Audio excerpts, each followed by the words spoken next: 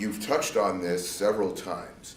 To me, the Middle East is not a Middle East. You have Qatar, as you mentioned, with the highest GDP per head in the world, and you have impoverished nations there. Egypt would sort of be close to that.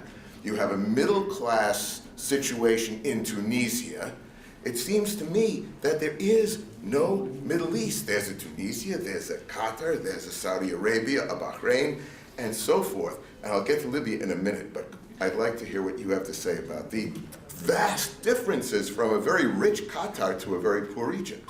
No, because this is in Qatar simply because it's producing the gas and oil and a small population. In fact, the citizen is comparing to Egypt, 80 million between Qatar and Egypt. There is no actually comparative either in their natural resource or in the population. Right. So it's different. So I mean, the Middle East is quite huge, even the Arab world. If we consider about even now in the Middle East, or it's in the Arab world, for Somalia, for example, is considered from the Arab world is failure state.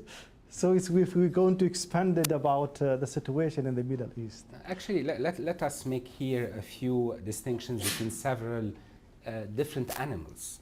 One animal is the Arab League, and it includes not only Somalia, but also the Comoros Islands. So you can dismiss that as just really an association of heads of states, and its relevance is questionable.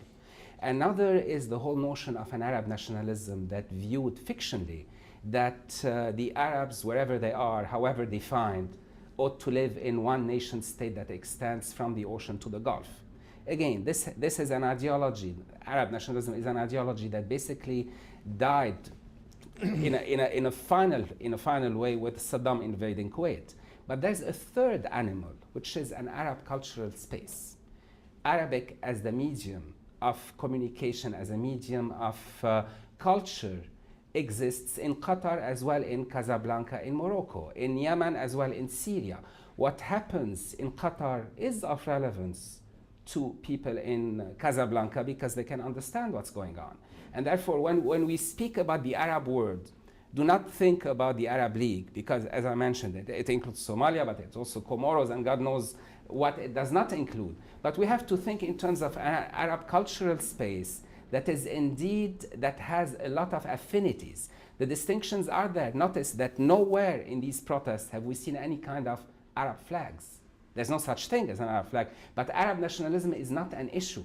The Tunisian flags raised in Cairo in the course of the protests were not a sign of Arab solidarity.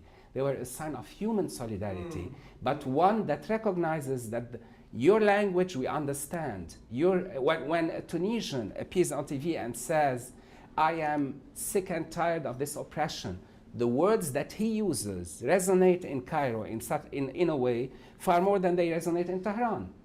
Tehran also tried, actually the protest movement in Tehran tried to link itself to the protests that happened in the Arab world, but it was a little bit artificial because it does not share the same language, and therefore the resonance was not emotional.